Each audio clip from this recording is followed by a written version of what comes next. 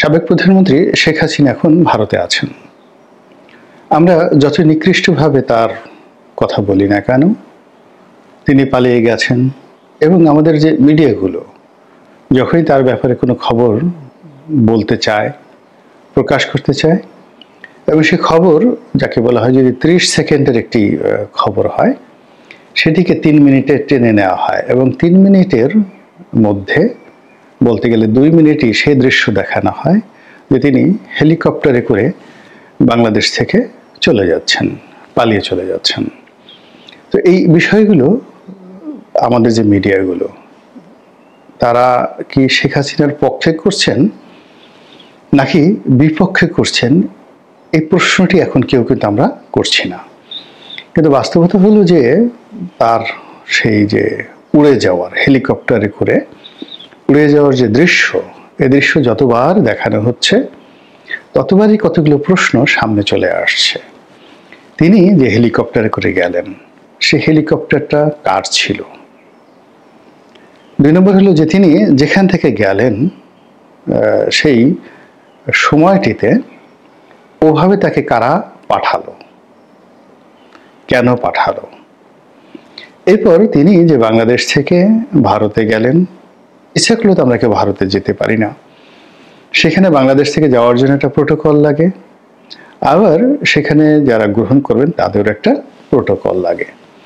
তো শেখ হাসিনার এই যে যাওয়া, ভারতে যাওয়া, এটা এমন নয় বা এটা সম্ভব নয় যে হঠাৎ করে তিনি তার মনে হলো যে আমি এখন ভারত চলে যাব, এটাও সম্ভব নয়। অথবা আমি এমন একটা অবস্থার মধ্যে পড়েছি, 1 মিনিটের মধ্যে আমাকে পালাতে হবে। এবং পালানো যে কথাটা, যখন মানুষ পালায় তখন একটা দিশে হারা হয়ে যায়, তার কোনো আশ্রয় থাকে না এবং পালানোর জন্য কোনো টার্গেট থাকে না। আগেকার দিনে রাজা বাদশারা যেটা পালাতেন, পালানোর জন্য একটা সুড়ঙ্গ তৈরি করে রাখতেন। তো সুড়ঙ্গের 3 থেকে 4টি দরজা থাকতো। যেমন ধরুন আমাদের লালবাগ দুর্গের যে সুড়ঙ্গটি বন্ধ আছে, কেন বন্ধ আছে? অবাক করা বিষয় যে আপনারা এটা নিয়ে এখনো অনেকে প্রশ্ন করেন, কিন্তু যারা লালবাগ দুর্গে গিয়েছেন সবারই অদম্য একটা আগ্রহ যে ওই যে সুড়ঙ্গ পথ যেটি দিয়ে পালানোর রাস্তা রয়েছে, তো সেই রাস্তাটার সন্ধান করা, খুঁজে বের করা, কিন্তু সেটা বন্ধ করা আছে। কেন বন্ধ করা আছে? এর কারণ হলো অনাদিকাল থেকে, অর্থাৎ সেই আদিকাল থেকে রাষ্ট্রের এমন কতগুলো গুরুত্বপূর্ণ বিষয়, যেমন বাংকার, রাজার পালানোর জায়গা, কিভাবে পালালেন, এগুলো একটা সিক্রেট, এগুলো সাধারণের কাছে সাধারণত খুলে দেওয়া হয় না। পৃথিবীর সব রাজপ্রাসাদে পালানোর জায়গা কিন্তু ছিল। সুলতান সুলেমানের প্রাসাদে ছিল, মুঘলদের যে লালকেল্লা সেখানে ছিল, তারপর বাংলাদেশের সকল প্রাসাদগুলোতে ছিল, সকল কেল্লাতে ছিল, কিন্তু এগুলো কোনো অবস্থাতেই জনগণের জন্য উন্মুক্ত করে দেয়া হয় না। এর কারণ হলো পালানের যে নিয়ম কানুন এবং কৌশল, সেই 10,000 বছর আগের রাজারও যা ছিল, এখনকার যে রাজা তাদেরও কিন্তু ঠিক একই, কোনো 19-20 হয়নি। যে কাজেই জনগণের সামনে যদি এগুলো উন্মুক্ত করে দেয়া হয়, আমাদের এখন বঙ্গভবন আছেন, ওখানে যদি কোনো কারণে প্রেসিডেন্ট সাহেবকে পালাতে হয়, তাহলে আপনি গিয়ে দেখবেন যে সেখানে সেইভাবে আয়োজন করা হয়েছে যেভাবে লালবাগ কেল্লায় আয়োজন করা হয়েছিল। সুবেদার আজম শাহ, উনি যে লালবাগ কেল্লা দুর্গ নির্মাণ করেছিলেন, মুঘল সম্রাট আওরঙ্গজেবের সন্তান এবং শায়েস্তা খাঁর মেয়ের জামাই। তো তিনি যে পদ্ধতি অবলম্বন করেছিলেন, অলমোস্ট হুবহু ঠিক সেই পদ্ধতি গণভবনে, বঙ্গভবনে রয়েছে। অথবা আগ্রার যে দুর্গ, কিংবা কলকাতার যে ফোর্ট উইলিয়াম দুর্গ, অথবা ধরুন দিল্লির লালকেল্লা, এরপর আপনি চলে যান ইংল্যান্ডের বাকিংহাম প্যালেস আর ফ্রান্সের এলিসি প্রাসাদ, প্রায় সব জায়গাতে আপনি পালানোর জন্য যে রাস্তাটি, পদ্ধতিটি একেবারে অলমোস্ট সেম। তো যার জন্য এই জিনিসগুলো সাধারণত জনগণের কাছে উন্মুক্ত করা হয় না, এগুলো খুব গোপনীয় একটা বিষয়। তো শেখ হাসিনা যদি পালাতেন, তাহলে তিনি লোকচক্ষুর অন্তরালে চলে যেতেন। ওখানে পালানোর জন্য অনেক সুন্দর সুন্দর জায়গা গণভবনেও আছে, বঙ্গভবনেও আছে। মানে তাকে আপনি আর খুঁজে পাবেন না লোকচক্ষুর অন্তরালে। কিন্তু আমরা তাকে দেখেছি। তো সমস্ত ক্যামেরা সামনে হেলিকপ্টারে করে তিনি চলে গেছেন সবার সামনে। তিনি নিজে গেছেন অথবা তাকে বাধ্য করা হয়েছে চলে যাওয়ার জন্য, এরকম। কিন্তু তিনি পালিয়েছেন। পালানো বলতে তাকে গোপন জায়গা দিয়ে গোপনে যেতে হবে, যেন কেউ তাকে বুঝতে না পারে। অর্থাৎ তিনি যদি সফল হন পালানোর ক্ষেত্রে, তো সেক্ষেত্রে তিনি নতুন করে উদিত না হওয়া পর্যন্ত কেউ তাকে দেখতে পাবেন না কিভাবে তিনি পালালেন। তাহলে পালানো এই শব্দটি প্রযোজ্য হবে না। আর তিনি যদি ধরা পড়েন, পালানো অবস্থায় ধরা পড়েন, তখন যেখানে ধরা পড়লেন ওটি প্রকাশিত হবে। সাদ্দাম হোসেন পালিয়েছিলেন, তো তাকে একটা কবরের মধ্যে থেকে বের করা হলো। তারপরে গাদ্দাফি পালিয়েছিলেন, তাকে একটা পরিত্যক্ত বাড়ির মধ্যে থেকে বের করা হয়েছিল। এরকম অনেকে পালিয়েছেন তো পালানো অবস্থা থেকে। তো শেখ হাসিনা যদি পালাতেন তাহলে তাকে গোপন জায়গা থেকে উদ্ধার করতে হতো, যদি আমরা ধরতে পারতাম। আর তিনি যদি পালিয়ে ভারতে চলে যেতেন, চলে যাওয়ার পরে দিল্লিতে তাকে দেখা গেলে আমরা বলতাম যে তিনি কিভাবে গেলেন, কোন পথ দিয়ে গেলেন। কিন্তু যেহেতু আমরা তার পুরো বিষয়টি, অর্থাৎ গণভবন থেকে তিনি হেলিকপ্টারে ওঠা, প্রত্যেকটারই একটি স্থির চিত্র রয়েছে। তো এটাকে আসলে আপনি অনেক কিছু বলতে পারেন, কিন্তু এটাকে পালানো বলাটা, এটা ব্যুৎপত্তিগতভাবে এটা ভুল আছে, ভ্রান্তি আছে, এবং এটা সঠিক নয়। এবং সঠিক না থাকার কারণে কি হচ্ছে, শেখ হাসিনা গেছেন, তিনি আবার ফিরে আসবেন, কাম ব্যাক, রিটার্ন, এই জিনিসটি আসে। আর যখন আপনি কাউকে পালিয়ে যাওয়ার সুযোগ দেন বা কেউ পালিয়ে যায়, তখন সেটাকে আর ফিরে আসা তার কোনো স্কোপ থাকে না। পালানো জিনিসটারই যাকে বলা হয় পরিণতিটা ভিন্ন হয়। তো শেখ হাসিনা যেহেতু সবার চোখের সামনে দিয়ে চলে গেছেন, উড়ে গেছেন, আবার এখন যেখানে আছেন সারা দুনিয়া জানে তিনি সেখানে রাজকীয় মেহমান রূপে আছেন, তো কাজেই তার ফিরে আসা নিয়ে আলোচনা হচ্ছে। তিনি তার শাসন ক্ষমতাকালীন সময় আয়রন লেডি হিসেবে পরিচিত ছিলেন, ভীষণ রকম আয়রন লেডি, এবং যেন তেন আয়রন লেডি নয়। তার বিরুদ্ধে অভিযোগ, তিনি যা ইচ্ছে তাই করতেন, খুন, গুম, তারপরে ক্রসফায়ার, বিচার বহির্ভূত হত্যা যেটাকে আমরা বলি, তারপর অবিচার, তারপরে সাজানো বিচার, কি না। রাষ্ট্র ক্ষমতায় থেকে একটা মানুষ রাজকীয় যে তার যে অ্যাবিলিটি, সামর্থ্য, এটাকে যত নিকৃষ্টভাবে ব্যবহার করা যায় সেইগুলো তিনি ব্যবহার করেছেন বলে এখন দশমুখে শেখ হাসিনার যারা প্রতিদ্বন্দ্বী তারা বলার চেষ্টা করছেন, এবং তার সে সকল কর্মকাণ্ডের ব্যাপারে সবাই এখন অভিযোগ দায়ের করেছেন, মামলা করেছেন, এবং তাকে বিচারের কাঠগড়ায় দাঁড় করানোর জন্য সবাই প্রাণান্ত চেষ্টা করছেন। তো এই ক্ষেত্রে শেখ হাসিনার ফিরে আসা তো প্রশ্নই আসে না। তাকে গ্রেপ্তার করে আনতে হবে, তাকে ধরে আনতে হবে, এবং তিনি যখন আনবেন, বাংলাদেশে আসবেন, তার হাতে শিকল পরানো থাকবে, পায়ে শিকল পরানো থাকবে, ডান্ডা বেড়ি পরানো থাকবে। তো এরকম একটি দুর্দশাগ্রস্ত একজন মহিলা, যার বয়স প্রায় 80 বছর, তিনি ফিরে এলেই বা কি, না এলেই বা কি, এগুলো নিয়ে তো আমাদের আলোচনা করার বিষয় নয়।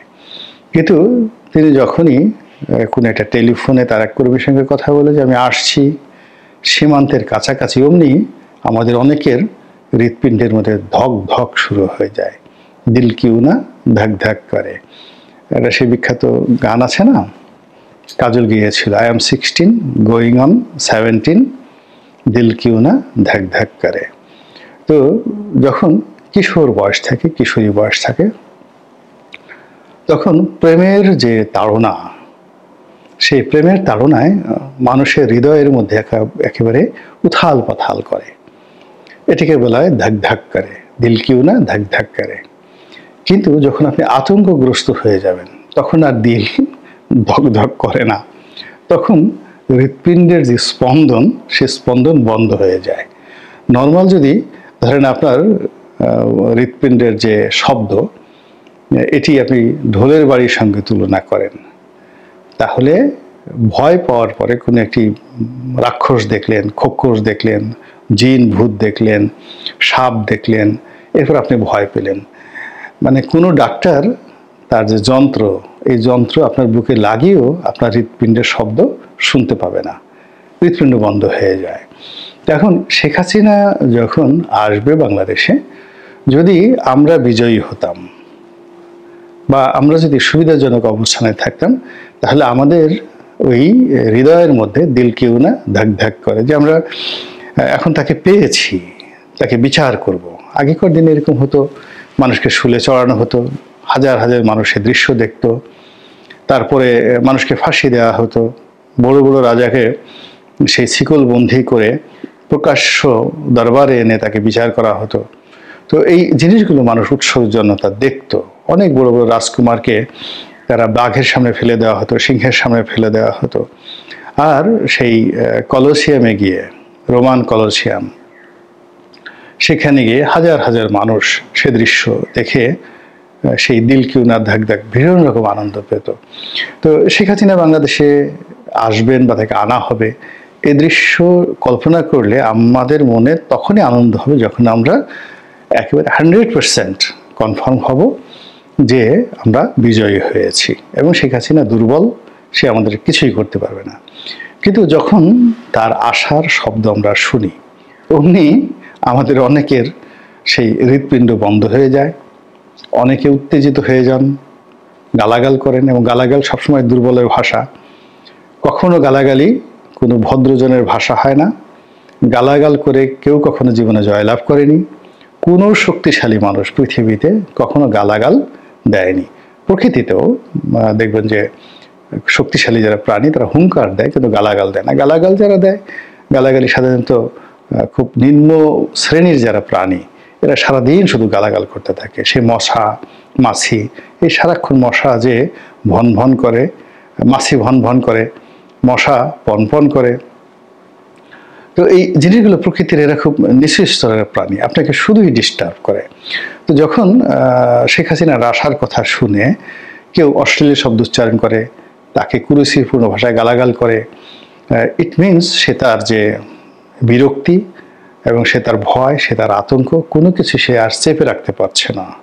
বা তার পায়ের যে আমরা যে হিন্দিতে বলি দিল কি ওনার ধাক ধাক করে, তো তার অবস্থা হয়ে যায় যে ওই তার যে ঠ্যাং ধাক ধাক করে কাঁপতে থাকে, ঠক ঠক করে কাঁপতে থাকে, হাত পা ঠক ঠক করে কাঁপতে থাকে। এবং সেগুলো লুকোনোর জন্য আমরা কি করি, আমাদের শীতের মধ্যে যখন খুব যাকে বলা হয় দাঁতে দাঁতে ঠক ঠক করে শব্দ হয়, তখন আমরা সেগুলো ঢেকে রাখার জন্য কি অবস্থা করি, গরম কাপড় দিয়ে চাপিয়ে থাকি, নিজেরা কাঁপতে থাকি, এরকম একটা ভাবসাব।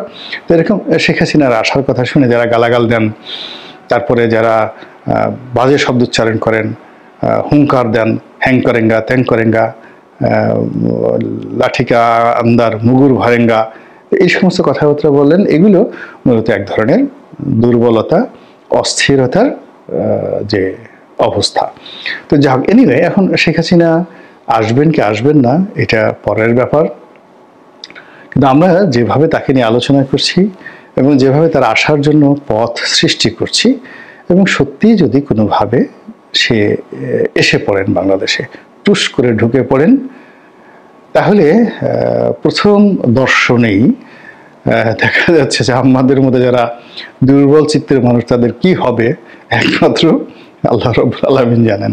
এবং মানুষের ভয় কোন পর্যায়ে থাকে, শেখ হাসিনার আমলে আমি তো লিখতাম বাংলাদেশ প্রতিদিনে, তাকে সমালোচনা করে লিখতাম। এখন বাংলাদেশের খুব নাম করা একজন সম্পাদক, একসময় তার মানে সম্পাদক কাম মালিক, গ্রুপ অফ পাবলিকেশন, বাংলাদেশের মধ্যে সবচেয়ে বড় পাবলিকেশন হাউস ছিল তার। তো আমি সেখানে চাকরি করতাম একসময়। তো আমার সেই বস, তিনি ফোন করলেন যে, বাবা রনি, তুমি তো লেখো, আমি কয়েকদিন পড়ছি, তো তোমার এই লেখা পড়ে আমার এতটা ভয় লাগে, আমি আর পরে আর ওই লেখাগুলো পড়তেও সাহস পাই না, যে আমি যে লেখাগুলো পড়ছি এটা যদি কেউ জেনে যায় তাহলে না জানি আমার কি হবে। তো এই হলো মানুষের ভয়ের সংস্কৃতি। এখন শেখ হাসিনার জীবনের সফলতা হলো, তার অনেক ব্যর্থতা থাকতে পারে, সফলতা হলো যে সে এখনো পর্যন্ত সুদূর প্রবাসে থেকে আমাদেরকে ভয় দেখাতে পারছেন, ভীষণ রকম ভয় দেখাতে পারছেন। এবং আমরা এই ভয়ের কারণে তার আশা নিয়ে, তার ঢুকে পড়া নিয়ে কল্পনা করছি। এবং তিনি যদি আসেন তাহলে আমাদের কার গালের চামড়া, কার পিঠের চামড়া কিভাবে কি হবে, নতুন মামলা মোকদ্দমা কেমন হবে, তারপরে আবার তার যারা হারিয়ে যাওয়া সেই সিপাহ সালার থেকে শুরু করে অন্যান্য যারা আছেন তারা আবার কি করে ক্ষমতার পাদপীঠে আসবেন, এই বিষয়গুলো নিয়ে আমরা চিন্তা ভাবনা করি। আর খিল লাগিয়ে, মানে প্রচণ্ড ভয়ে খিল লাগিয়ে নিজেদের ঘরের মধ্যে আর্তচিৎকার করতে থাকি। কিন্তু এটা কোনো বিজয়ের লক্ষণ না। যিনি বিজয়ী হবেন তার সকল দরজা খোলা থাকবে, আর যিনি পরাজিত হবেন তিনি বিজয়ীদেরকে ভয় পাবেন। বিজয়ীরা কখনো ভয় পায় না, ভয় সবসময় পরাজিতরা পায়।